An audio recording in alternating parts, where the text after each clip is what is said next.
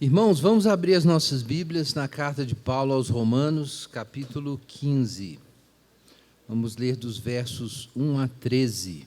Carta de Paulo aos Romanos, capítulo 15, versos 1 a 13.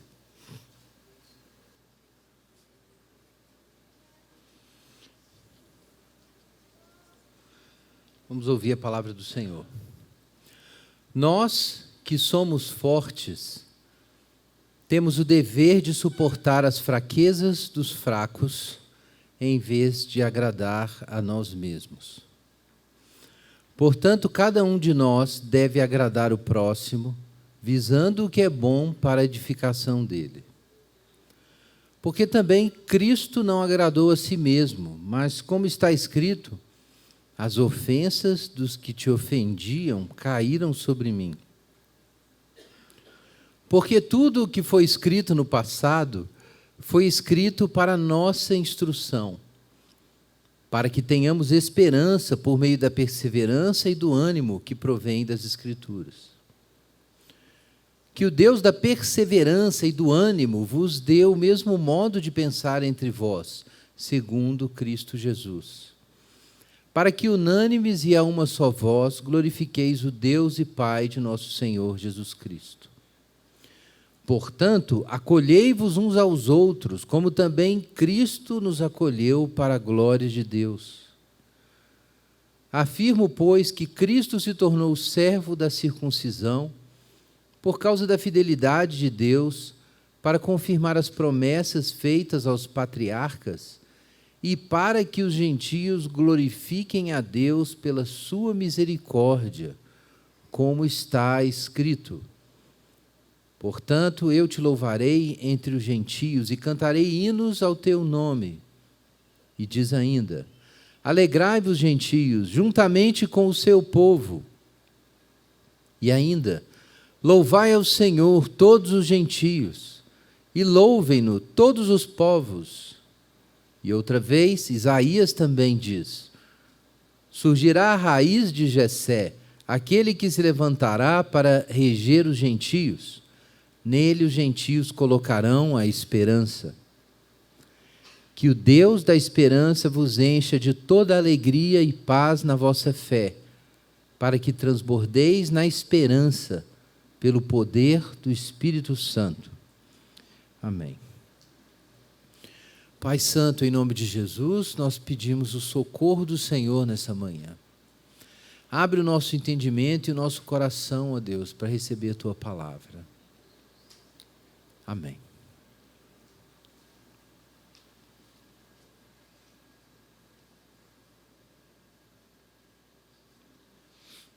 Irmãos, estamos então na nossa última sessão, na discussão que o apóstolo Paulo apresenta sobre os fracos e os fortes. Nós já ocupamos 2 domingos com esse tema. O assunto começa no capítulo 14, verso 1, e vai até agora capítulo 15, verso 13. É a última discussão teológica e moral extensa de Paulo. Existem várias coisas interessantes ainda aqui no finalzinho de Romanos, mas é o último tema mais amplo que Paulo vai expor aqui. Depois entram assuntos a respeito da missão apostólica, dos planos de Paulo, que a gente ainda vai ver. Tem coisas ricas aqui. Mas com esse trecho do capítulo, essa metade do capítulo, a gente encerra esse argumento de Paulo de que o Evangelho deve ter uma expressão, entre as várias implicações do Evangelho, há uma implicação específica que a Igreja de Roma precisa absorver. É que o Evangelho nos dá a graça da hospitalidade moral. É essa condição de respeitar o estado em que cada um está na sua caminhada com Deus.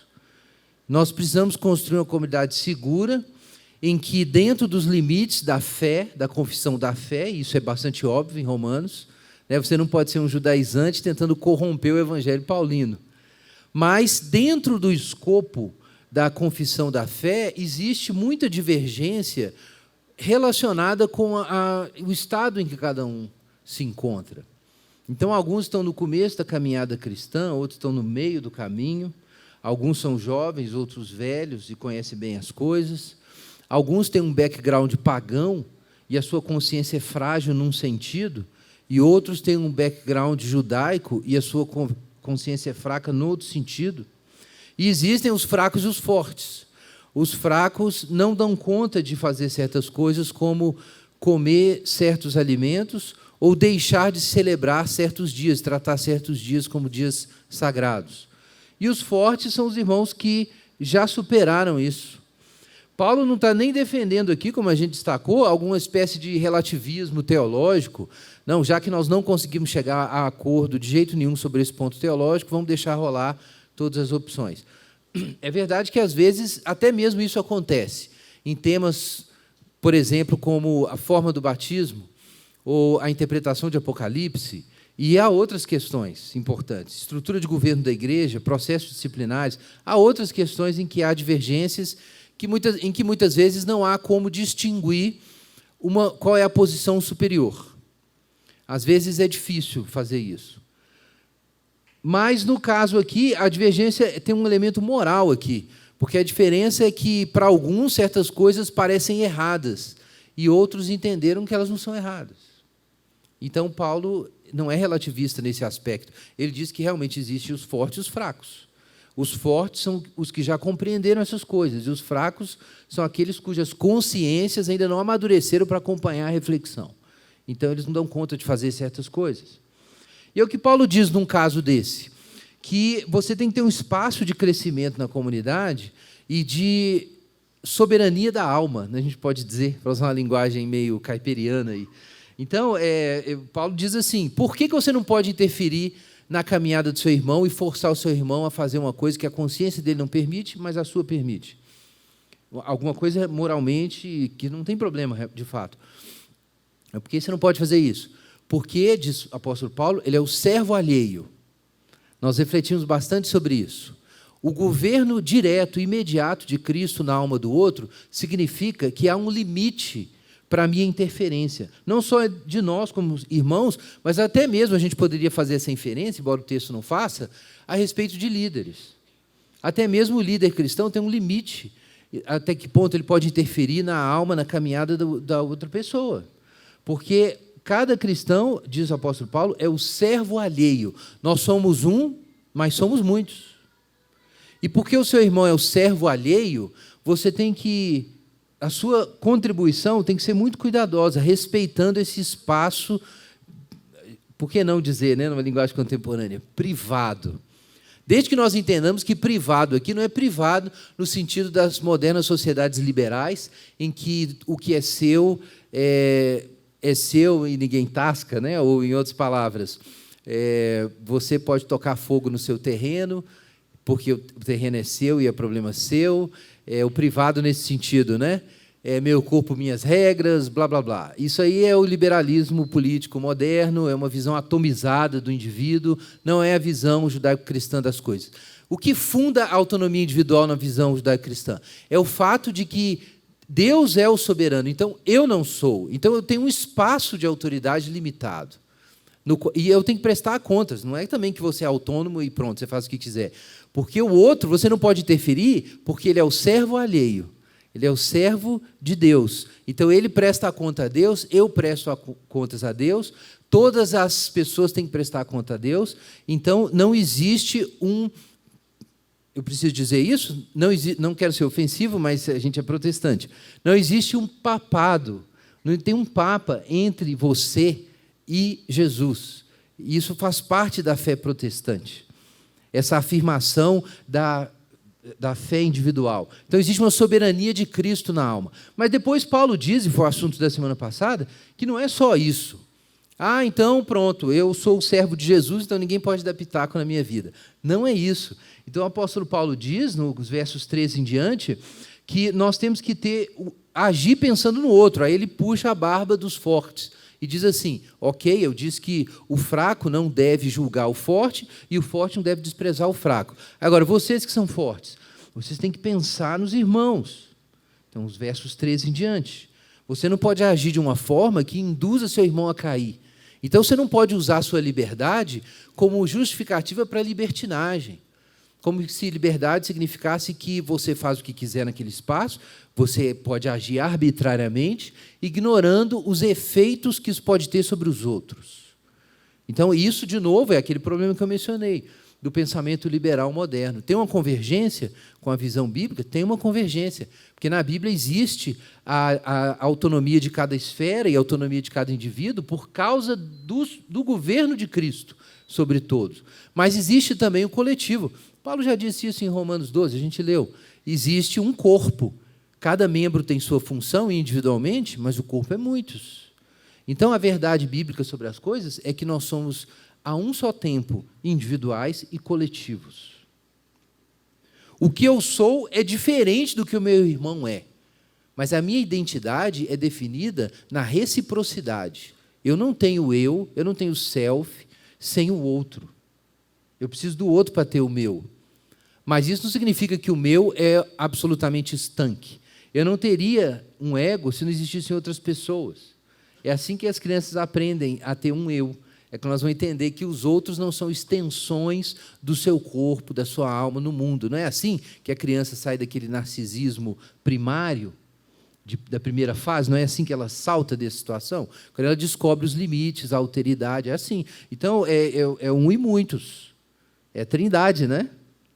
É isso. Essa é a ontologia social cristã, é fundamental. Então, Paulo trabalha com isso. Ele fala, ok, existe a soberania do indivíduo, mas tem o comunitário. E Paulo agora vai fechar o argumento puxando a responsabilidade dos fortes. Capítulo 15, verso 1. Nós que somos fortes, temos um dever. Então, vejam que, por um lado, a posição dos fortes é mais correta. É por isso que Paulo diz que são os fortes e os outros são os fracos.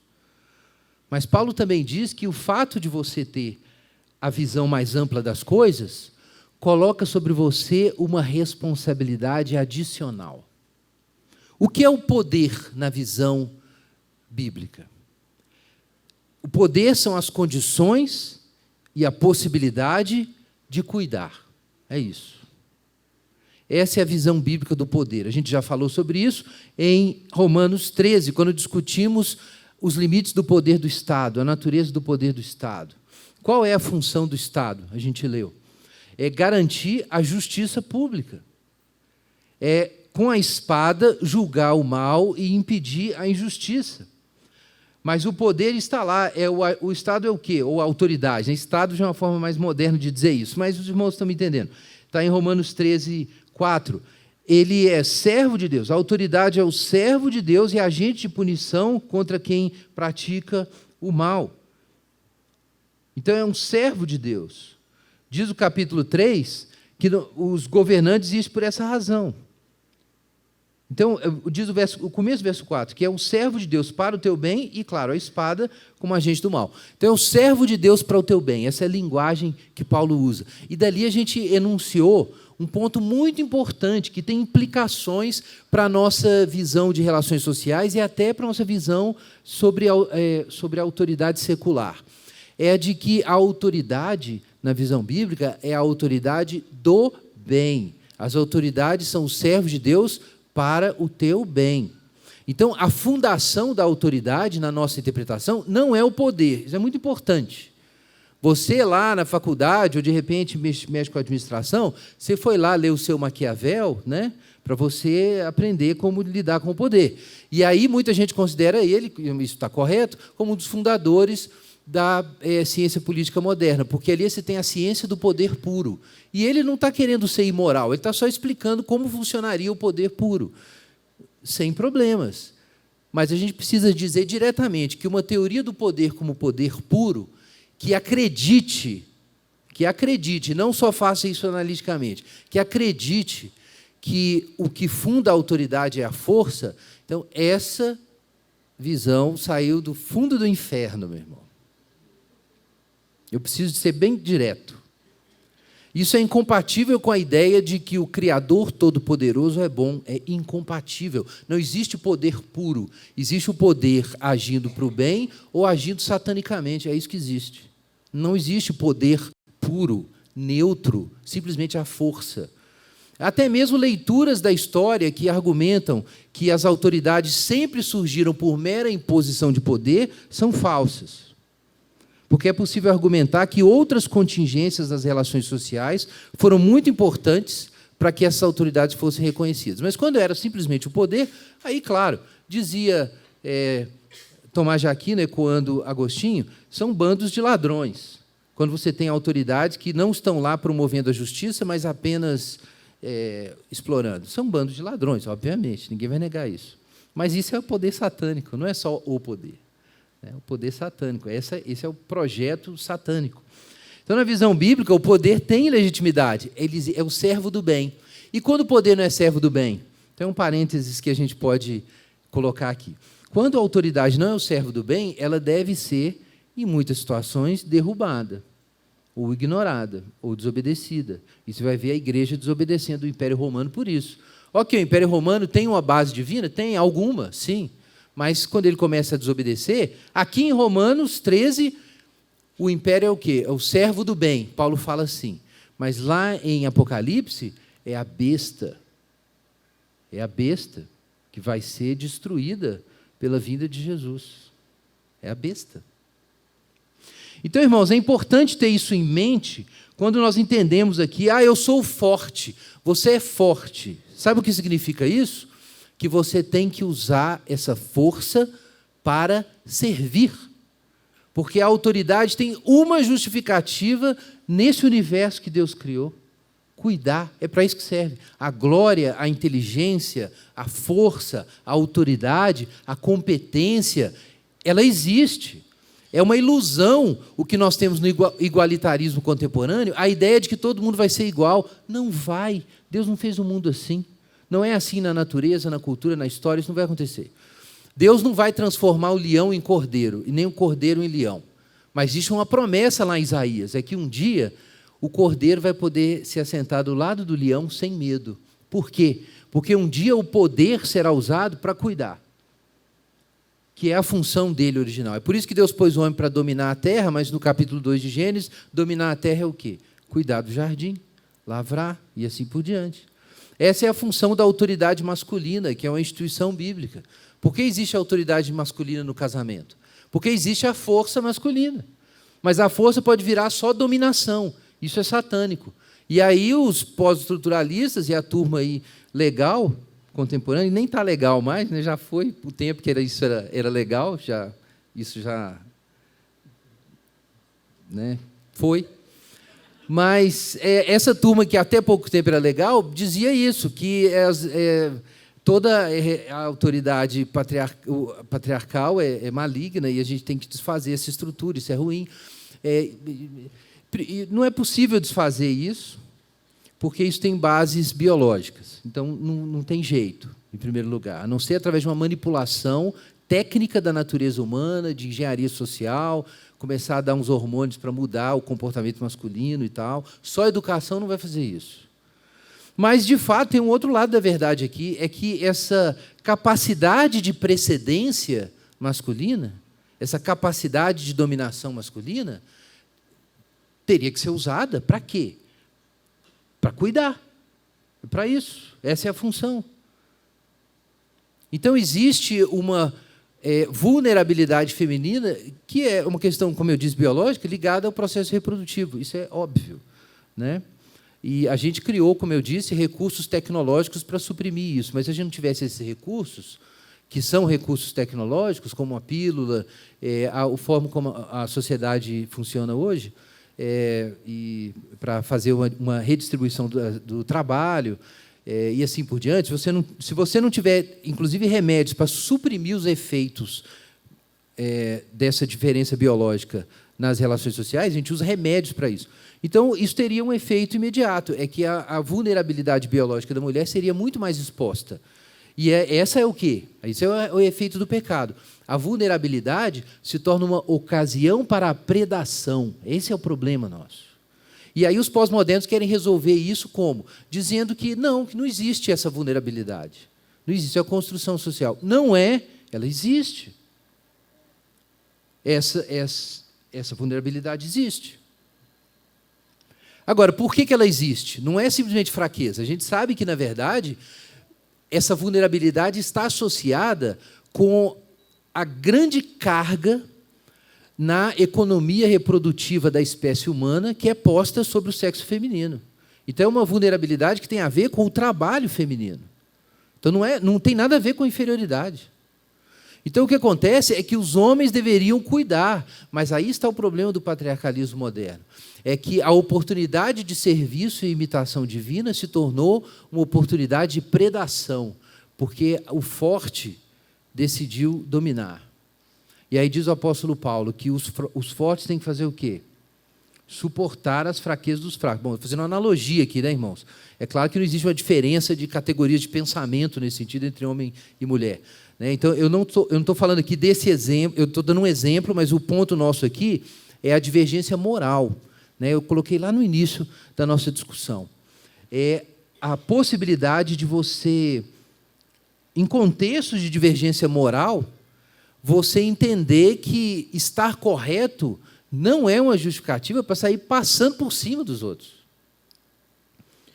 Então, vamos ter isso em mente, em primeiro lugar, porque você pode estar com a mente tão viciada por tendências igualitaristas do mundo moderno, que até mesmo a ideia de que existem pessoas mais corretas do que outras nas suas crenças morais, que isso é errado.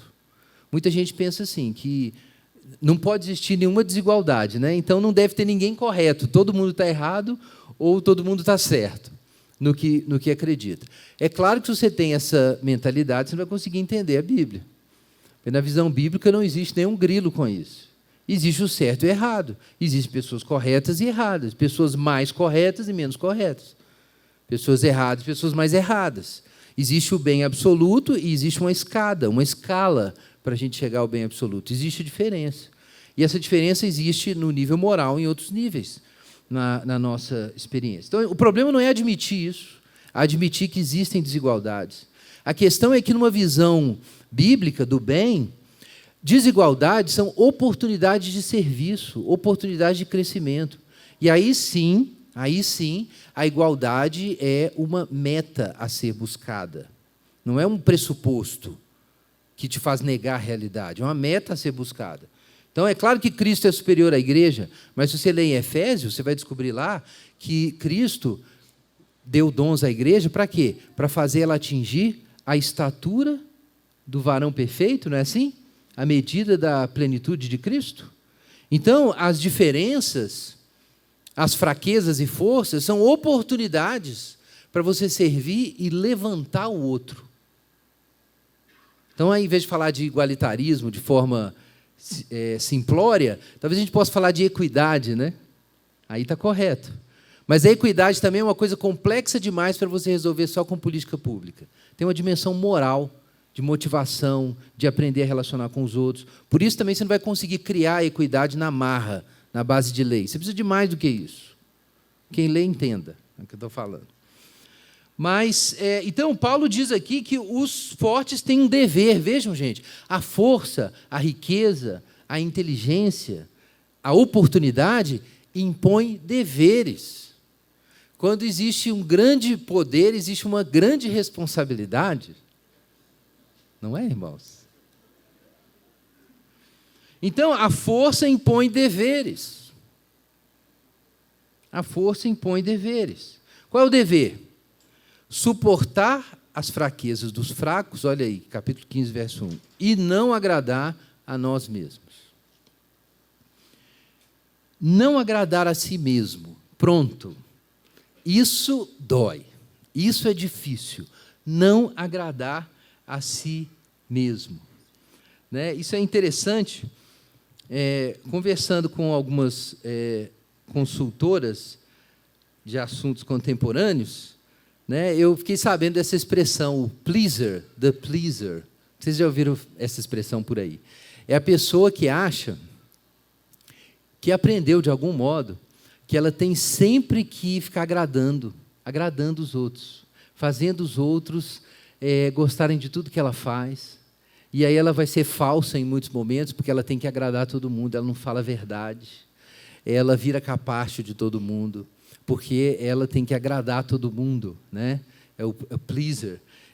To please, é interessante que essa expressão ela tem uma raiz grega. O termo aqui é plesion, é mesmo daí de que vem a palavra to please, o verbo, né? To please do inglês. É daí mesmo. Plesion, to plesion, agradar. Mas aqui o Paulo diz que a gente não deve agradar a nós mesmos. Até mesmo o pleaser, que é essa pessoa que não pode confrontar e estabelecer limites e todo mundo passa por cima porque ela tem que agradar todo mundo, na verdade, num outro sentido, ela pode estar fazendo exatamente isso. Mas vamos lá, Paulo diz que a gente não vai agradar a nós mesmos. Então, isso é o caminho cristão. O que o forte deve fazer com a sua precedência, com aquilo que ele tem a mais? Ele usa aquilo para servir e não para ser servido. Ele usa aquilo não para o seu próprio prazer. Mas para quê? Então, ele diz ali, Paulo, que a gente deve suportar as fraquezas dos fracos. Então, a gente deve usar a força para compensar a fraqueza do outro. Então, essa é a ideia. A gente começa a pensar coletivamente. Eu tenho algo a mais. Para que eu uso esse algo a mais? Para a gente criar uma situação, como eu disse, de equidade, em que o outro não é excluído nem esmagado pela minha superioridade. Vejam que há uma superioridade. Não é orgulho. Paulo não diz aqui que é orgulhoso o sujeito falar, achar que ele está entre os fortes. Ele falou, nós que somos fortes, temos que fazer isso. Quanto antes você reconhecer no que você é inferior e no que você é superior, mais rapidamente você entenderá como você pode servir e também como você precisa dos outros. Ok? Falsa modéstia não tem ganho nenhum nisso. Pelo contrário, é uma forma de orgulho de armário, assim, escondida. O que você tem que fazer, na verdade, está aqui em Romanos capítulo 12. Pensar de si mesmo como convém. É isso que você tem que fazer. Porque se você não pensa de si mesmo como convém, você não se encaixa. Porque você não entende que você precisa do irmão que tem um outro dom que você não tem e também não usa o seu dom que o seu irmão precisa e você não está usando. Esse é o argumento de Paulo em Romanos 12. Então, pensar de si mesmo como convém envolve também você se entender à luz de Cristo. Quer dizer, eu sou o quê? Eu sou uma pessoa que tem limitações, então eu vou admitir essas limitações. É por isso que precisa criar esse ambiente de aceitação e acolhimento que Paulo diz. Para a pessoa que tem uma fragilidade, conseguir dizer, gente, eu tenho uma fragilidade aqui, não consigo. Não dou conta disso aqui. É isso que Paulo está dizendo. A pessoa tem que poder falar isso sem ser desprezada. E a pessoa, por outro lado, que é o forte, ele também precisa ter o espaço de segurança, porque os fracos podem se organizar, né, como nós temos muitas vezes na história, de um modo altamente destrutivo e praticar novas injustiças. Como que o fraco pode ser injusto? Por exemplo, quando ele começa a julgar o forte, quando ele começa a achar que o forte, ele acha que é mais do que é. Mas, às vezes, o forte realmente é forte. Então, o fraco está julgando o forte, está pensando assim, quem aquele sujeito pensa que ele é? Ele acha que é mais competente, mas, às vezes, ele é mais competente. Só que é difícil para o fraco reconhecer isso. Quanta gente pensa que no céu não vai ter ninguém mais bonito do que o outro? Já vi muita gente falar isso, que no céu ninguém vai ser mais bonito. Não sei. Não sei. E se você chegar lá no céu, tudo bem, eu concordo que no céu todo mundo deve ser bonito. Eu concordo. Mas por que não pode haver pessoas mais bonitas no céu? Aí já vem sua mente igualitarista, não pode ter ninguém mais bonito do que eu, espelho meu. Ser invejoso é inveja mesmo. Esse é o pecado do pobre, do fraco, do oprimido. Muitas vezes é inveja, porque ele não deixa de pecar só porque ele está sendo oprimido. Ele tem inveja. Ok? Eu já tive inveja. Você sabe o que é isso? Então, muita gente, a inveja é tanta que imagina assim, no céu não pode ter ninguém mais bonito. Meu irmão, se você chegar no céu, quando você vê uma pessoa muito mais bonita, sabe o que você vai fazer? Você vai se admirar, você vai dar glória a Deus, você vai ficar feliz porque ela é tão bonita assim. Você vai honrar, você vai elogiar, e você não vai se sentir miserável por isso, porque não vai ter mais essa inveja está aí no seu coração. Entendeu? Então, isso não vai ter problema para você. Agora, por outro lado, se alguém no céu tiver alguma coisa a mais, ele vai usar isso para alegrar a vida de todos, e não para seus fins egoístas. É claro que isso é um outro mundo. Mas Paulo está pedindo para isso ser aplicado agora nas relações ali dos fortes e dos fracos, em coisas pequenas. Em conflitos de imaginação moral, ele já fala, aplica isso agora. Então é o seguinte, você que é fraco, para de julgar. Para de julgar o forte, e diz para o forte também, para de desprezar o fraco. Corrige isso aí na sua alma. Então, o que você tem que fazer? Usar a força para suportar a fraqueza do fraco, em vez de agradar a si mesmo. Gente, isso é nada menos do que o Evangelho, como Jesus ensinou. Você tem que abrir mão das coisas. Quem quiser salvar a sua vida, perdê-la-á. Mas quem perder sua vida por amor de mim e do Evangelho, preservá-la para a vida eterna. Essa é a lógica do cristianismo. É a lógica do Evangelho. Você abre mão em benefício do outro. Então, aí sim, verso 2. Cada um de nós deve agradar o próximo. Então, será que Paulo está ensinando aqui que a gente deve ser essa figura do pleaser, né? Na verdade, tem muitos exemplos nas cartas do próprio Paulo, que ele não faz isso. Acho que vale a pena a gente ler um aí, em Gálatas.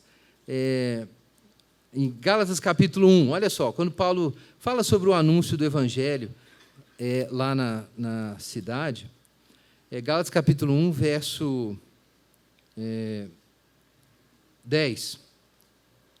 Olha só, ele diz assim no 9, se alguém pregar um evangelho diferente do que receber, seja maldito.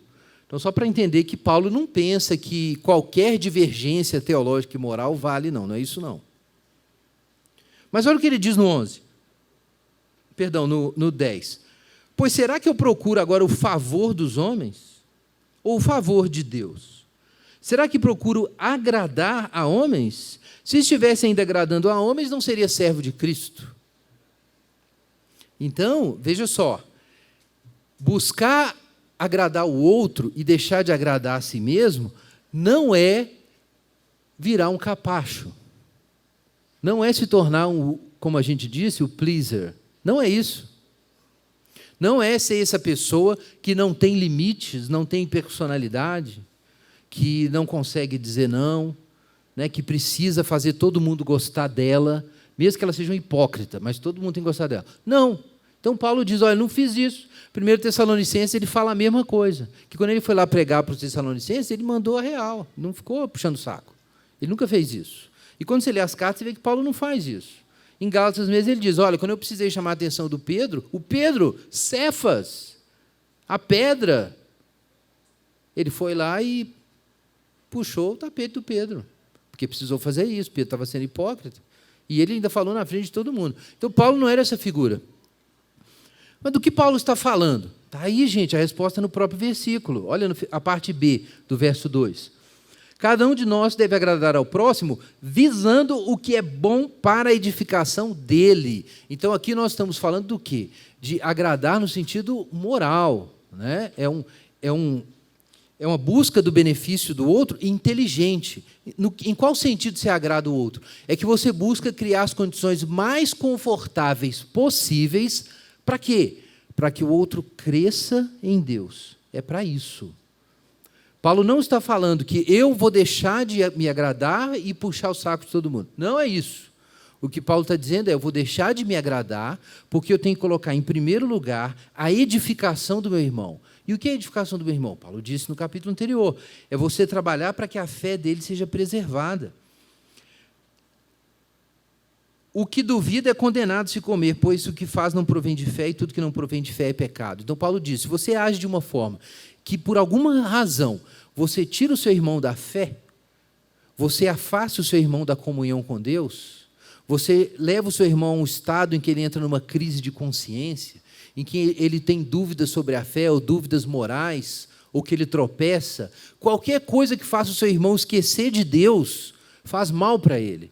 Então, você tem liberdade, você pode viver a sua vida, mas tem um limite para essa liberdade. Qual é o limite? O limite da liberdade não é simplesmente a liberdade do outro. O limite da liberdade é a fé do outro. É a comunhão com Deus, com Deus desse outro irmão. Então é isso que Paulo diz. O princípio da edificação do próximo tem que governar. Como eu estou vivendo? O modo como eu estou vivendo alimenta a fé, traz esperança, traz amor, traz vontade de andar com Deus, traz o desejo de conhecer a Escritura, ou o jeito que eu me comporto faz as pessoas ficarem com preguiça de Deus, faz as pessoas se aproximarem do pecado. Então, esse é o ponto que Paulo está dizendo. Né? O amor, de fato, é isso. Buscar a edificação do outro é isso. Então, nós temos que deixar de agradar a nós mesmos. Mas, repito, não é para virar capaz do outro. É para servir ao outro. Para levar o outro para a presença de Deus. Aí sim. Então, aí nós temos a obrigação de buscar agradar os outros nesse sentido. E o exemplo para nós fazermos isso, capítulo 15, verso 3, é o do próprio Jesus Cristo. Veja aí, verso 3. Também Cristo não agradou a si mesmo. Cristo não agradou a si mesmo. Gente, é por isso que o cristianismo está a 1 milhão de quilômetros afastado do ideal moderno do homem psicológico. Philip Reeve, um grande especialista em Freud, foi um dos maiores popularizadores de Freud na América do Norte. Ele era professor de antropologia da Universidade de Chicago, um judeu secularizado, mas ele, enfim, estudou muito o pensamento do Freud, de outros caras, e acabou, ele era um crítico também, apesar de gostar muito, era um crítico, mas ele usou o pensamento dele, inclusive, para construir o que ele chama de psicohistória, de uma interpretação psicológica da história ocidental. É muito interessante o trabalho do cara. Mas, a certa altura, ele chega à seguinte conclusão, que a sociedade moderna, e Freud foi muito importante para criar esse mindset, a sociedade moderna criou um novo tipo, um paradigma moral, diferente dos paradigmas morais antigos, como o homo econômicos da modernidade, ou, sei lá, o homem socrático, o homem da razão, né, o filósofo. Tem vários modelos na história. Então surgiu um novo paradigma antropológico, que ele chama de homem psicológico. E num trecho assim fantástico o triunfo do terapêutico, ele diz o seguinte, é uma frase que talvez vocês ouviram por aí: o homem religioso nasceu para ser salvo, mas o homem psicológico nasceu para ser agradado. E ele usa isso como base para descrever a sociedade contemporânea. O homem contemporâneo é isso. É um cara hedonista que a moral dele é a autenticidade e o bem-estar. E isso é a moralidade dele. É o valor moral máximo. E isso é aprendido na escola, na TV, no psicólogo que você vai lá. Você aprende esse treco. Nos filmes, nas músicas que você canta, que muitas vezes dizem isso explicitamente, né, com outra linguagem, é o paradigma do homem psicológico. Isso está a 1 milhão de quilômetros de distância do cristianismo. Porque no cristianismo, Cristo não buscou agradar a si mesmo, ponto final. Um dos grandes desdobramentos contemporâneos do paradigma do homem psicológico, e eu preciso dar uma ilustração assim bem direta, são os movimentos, o discurso de gênero e o movimento LGBT, com suas ideias de reconhecimento centradas na autoafirmação moral e na felicidade pessoal. E critérios morais mais amplos relacionados com a vida social são minimizados diante dessa liberdade do indivíduo. E aí tem muito crente que acha que ser cristão e amar o próximo é você ser legal com todo mundo, você é o pleaser no outro sentido, né? E aí você tem que dizer para todo mundo que adotou esse estilo de vida que Jesus ama tudo, todas as formas de amor são válidas. Aí o cara vai na TV, né, no programa, o pastor, Amor e Sexo, e diz que todas as formas de amor são válidas. Mentira! Mentira. Para começar, você está redefinindo o amor quando você diz isso. O que a Bíblia diz é que Cristo não agradou a si mesmo. O caminho da felicidade na visão judaico-cristã não é a liberação das pulsões eróticas. Não é, simplesmente não é. Se você pensava isso, eu tenho uma má notícia para você. Não é. Isso não é amor, não é alegria, não é felicidade. Se Jesus tivesse feito isso, você estava no centro do inferno agora, meu irmão. Mas Jesus não fez isso. Não fez isso. O que Jesus fez é abrir mão do conforto, abrir mão do bem-estar pessoal E o que ele chega a fazer, diz a segunda parte do verso, olha ali. A segunda parte do verso. As ofensas dos que te ofendiam caíram sobre mim. Paulo faz uma citação do Salmo 69, que é um salmo que é lido como um salmo messiânico, ou com trechos messiânicos, que fala sobre o salmista foi esquecido pelos amigos e atacado pelos inimigos. Vejam isso. Olha o peso que Paulo está colocando em cima dos fortes. Ah, você é um forte, então vem cá. Aí Paulo, se tivesse uma Bíblia assim na época, além de abrir o salmo, as ofensas dos que te ofenderam caíram sobre mim, ele ia abrir o Evangelho de João. E aí ele mostrar lá no Evangelho de João, isso é ficção, tá, irmãos? Ele ia mostrar lá no Evangelho de João, olha aqui, os amigos, vocês viram lá no Salmo 69, os amigos do salmista o abandonaram, as ofensas dos que viraram inimigos de Deus caíram sobre ele. Aí ele ia abrir o Evangelho de João e mostrar lá Jesus lavando os pés de Judas. As ofensas dos que te ofendiam caíram sobre mim. Então Paulo traz Jesus, traz o Antigo Testamento, traz Jesus e diz o seguinte: você que é um forte, vem cá. Seu chamado vai ser isso, aguentar as ofensas. Você vai fazer como Jesus. Jesus se colocou entre nós e Deus. Os homens são inimigos de Deus e eles manifestam a inimizade deles contra Deus, uns contra os outros e especialmente contra o servo do Senhor, Jesus Cristo. Eles manifestam essa ira. E em vez de Jesus dar o troco, o que Jesus faz? Ele absorve aquele negócio e ele intercede pelos discípulos. Os discípulos estão a ponto de ir embora, abandonar Jesus, dar uma banana para Jesus. Pedro vai negar Jesus, todo mundo indo embora. Judas traindo, e Jesus sabendo que tudo vai acontecer, e lavando o pé do pessoal, e orando por eles. E aí, o que significa isso? As ofensas, então, dos que ofendiam, caíram sobre Jesus. Então, o que Jesus vira ali? O Cordeiro de Deus, que tira o pecado do mundo. E aí Paulo diz para os fortes, é por isso que você é forte.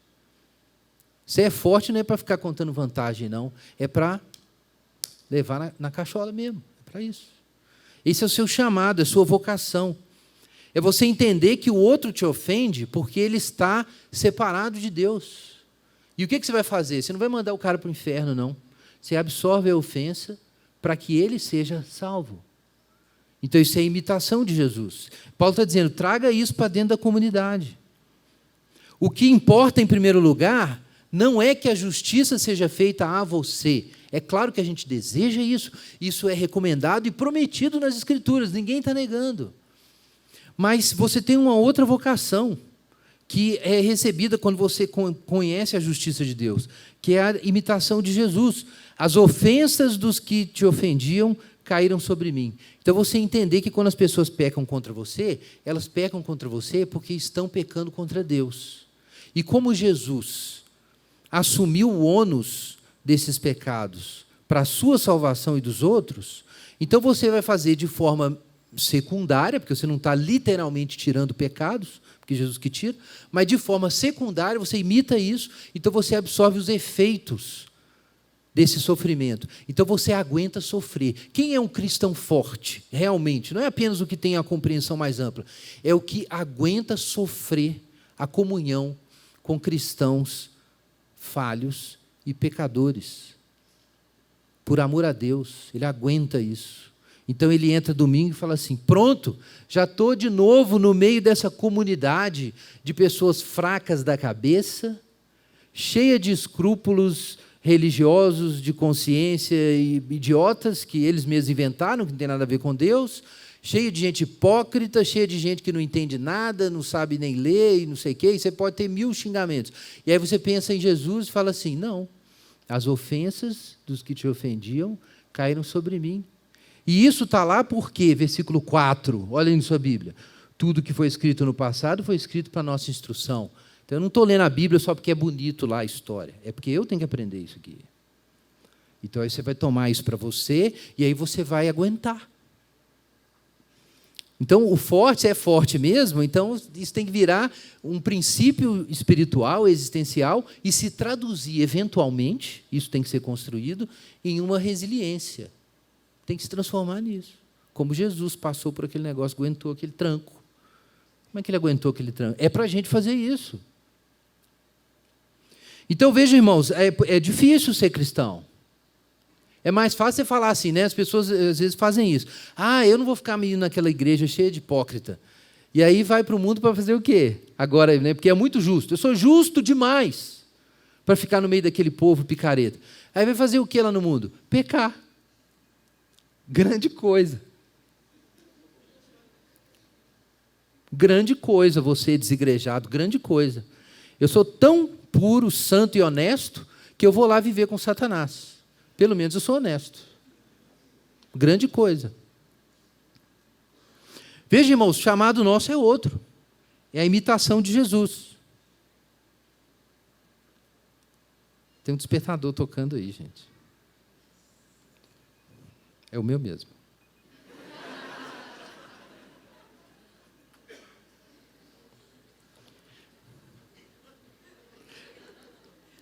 Veja o que diz o final do versículo 4. Qual é a afirmação de Paulo?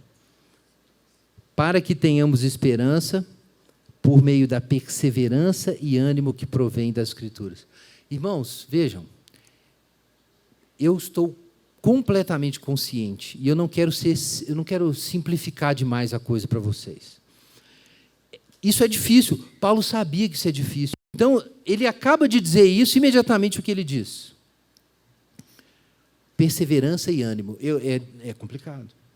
Sem muita perseverança e muito ânimo, a gente não vai conseguir fazer isso. Nós não vamos conseguir chegar a esse objetivo. E como a gente ganha perseverança e ânimo? Aqui nós temos uma luzinha muito importante para a vida cristã. Olha o que Paulo diz. De onde vem a perseverança e o ânimo, irmãos? O que diz aí na sua Bíblia? Das Escrituras. Perseverança e ânimo vêm das Escrituras. Então, que o Deus de perseverança e ânimo vos dê o mesmo modo de pensar entre vós, segundo Jesus Cristo. Então, Paulo está ciente de que nós precisamos de ajuda para chegar nisso, porque isso é muito pesado. Imitar esse exemplo de Jesus, de absorver as ofensas, para construir a comunidade, nós precisamos de auxílio divino. Então, Paulo diz, primeiro, que o perseverança e o ânimo vêm das Escrituras, e segundo, ele ora. São os meios de graça, né? Para que a gente possa chegar nesse lugar. E quando a gente chega nesse lugar, o que diz o verso 6? Nós ganhamos unanimidade e glorificamos a Deus, o Deus e Pai de nosso Senhor Jesus Cristo. Vejam aqui que não é uma unanimidade simples, porque os irmãos estão em desacordo na igreja. Então é uma unidade que não é produzida porque nós produzimos um acordo perfeito. Não, nós estamos em lugares diferentes e temos sensibilidades e percepções diferentes, mas o amor é grande o suficiente para incluir todo mundo nas suas diferenças.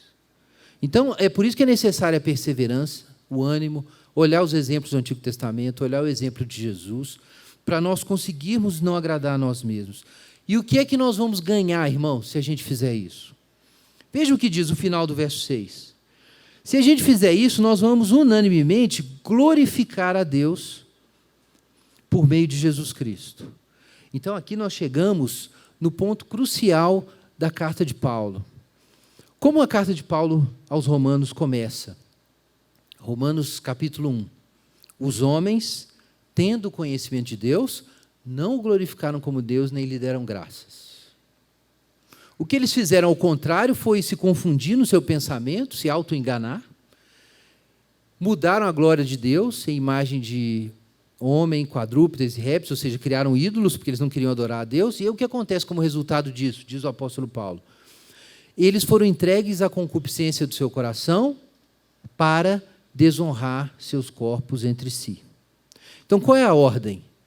A ordem é adoração, gratidão a Deus, seria isso.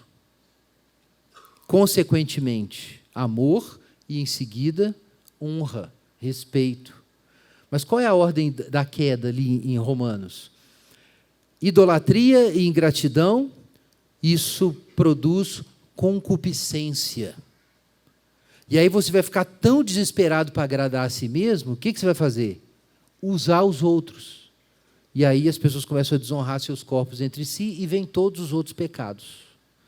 É por isso que em Romanos 12, o que o Paulo diz? Se a gente conheceu a misericórdia de Deus, o que a gente vai fazer? Entregar os nossos corpos como sacrifício vivo, santo e agradável, ter a nossa mente renovada, e aí o resultado disso é que nós vamos pensar de nós mesmos como convém, vamos nos apegar ao bem e vamos reconhecer os outros e servir os irmãos.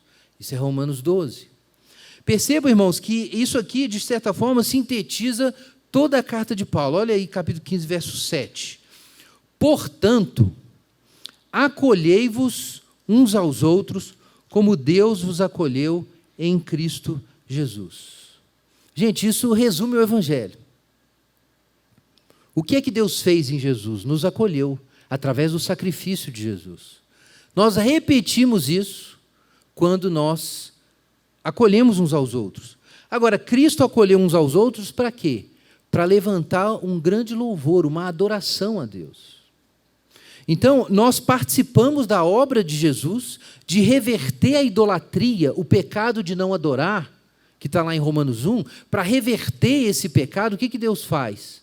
Mostra a sua misericórdia por meio de Jesus, ou Jesus nos acolhe. E isso nos leva de volta a Romanos 1, reverte o que lá em Romanos 1. E ao invés de cair na idolatria, a gente vai agora adorar a Deus. Então vejam que aqui nós estamos sintetizando os temas finais do Evangelho. E Paulo quer enfatizar isso. Versículo 8, olha como é que ele começa o verso 8. Afirmo, portanto, que Cristo, porque isso é uma afirmação ousada, por isso que ele está enfatizando, e ele vai citar vários trechos bíblicos. Afirmo, pois, que Cristo se tornou servo da circuncisão, sim, por causa da fidelidade de Deus e para confirmar as promessas feitas aos patriarcas. Isso é o que o judeu concordaria. Mas aí Paulo diz o seguinte: e também para que os gentios glorifiquem a Deus pela sua misericórdia. Vejam, irmãos, os homens se tornaram indesculpáveis porque, tendo conhecimento de Deus, não o glorificaram como Deus, nem lhe deram graças, mas fizeram seus ídolos e cometeram seus pecados. E para que Jesus foi enviado?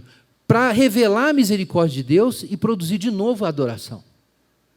Trazer o culto de volta.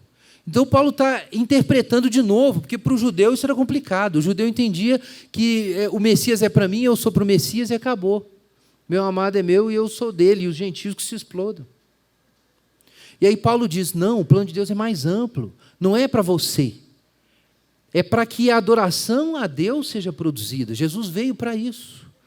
Então, você tem que pensar assim também da sua vida. Para que eu estou aqui? Para que Deus seja glorificado. E como eu vou fazer com que Deus seja glorificado? Acolhendo uns aos outros e mostrando misericórdia, como Deus fez no início. Vida cristã e adoração é a mesma coisa. Adorar é entender que Deus é misericordioso, que Deus me acolheu, entender a bondade de Deus e cultuar essa bondade de Deus, porque eu desejo me unir com ela. Olha, o que é a vida cristã? É fazer a mesma coisa que ele fez. Se eu estou me unindo com a bondade de Deus, me tornando semelhante, então eu desejo também acolher meus irmãos, tolerar suas fraquezas, trabalhar pela sua edificação, e quando eu faço isso, Deus é glorificado. E aí eu reproduzo exatamente o exemplo de Jesus. E Paulo dá provas bíblicas, olha o que ele faz. Portanto, te louvarei entre os gentios e cantarei louvores ao teu nome. Ele alude a 2 Samuel e Salmo 18. Verso 10. E ainda, alegrai-vos gentios juntamente com o seu povo. Então ele cita Deuteronômio 32. E ainda, verso 11, louvai ao Senhor todos os gentios, louvem-no todos os povos. Salmo 117. E por fim, no verso 12, Isaías. Surgirá a raiz de Jessé, aquele que se levantará para reger os gentios, e nele os gentios colocarão esperança. Irmãos, o que Paulo está fazendo aqui quando ele cita Deuteronômio, né, cita a Torá, ele cita Salmos, cita Samuel, cita os escritos, ele cita Isaías. Gente, isso é o standard de argumentações bíblicas rabínicas. Lembra lá de Jesus conversando com os discípulos no final de Lucas?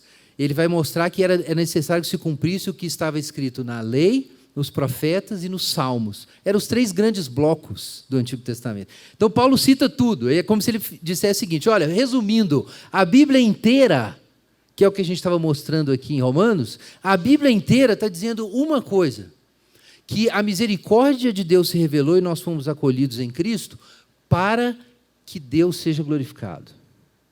É o final do capítulo 11 de Romanos, diz exatamente a mesma coisa. Então, Paulo ora no verso 13, para que os crentes sejam cheios, veja aí na sua Bíblia, o Deus de esperança vos encha de toda alegria e paz na vossa fé, para que transbordeis na esperança pelo poder do Espírito Santo. É uma outra forma de dizer o que ele falou nos versos 17 e 18 no capítulo anterior. O reino de Deus não consiste em comer e beber, mas em justiça, paz e alegria no Espírito Santo, e quem serve a Cristo dessa forma é agradável a Deus e aceito pelos homens. Então, irmãos, como que a gente adora a Deus? E esse é o ponto que a gente colocou até na chamada, né, da mensagem. É quando a gente deixa de agradar a nós mesmos, e quando a gente deixa de agradar a nós mesmos e buscar o bem-estar, o que a gente vai encontrar? Alegria. Irmãos, não existe alegria a não ser na visão da glória de Deus. A fonte de toda alegria é a visão da glória de Deus. Essa é a visão bíblica de adoração. Adoração não é um ato de escravidão em que você é obrigado a elogiar um tirano. A adoração é a admiração e o desejo de comunhão que nasce automaticamente da contemplação da beleza e do resplendor de Deus, daquilo que Ele é. Em certa ocasião, eu preguei aqui que a adoração é o caminho do ser.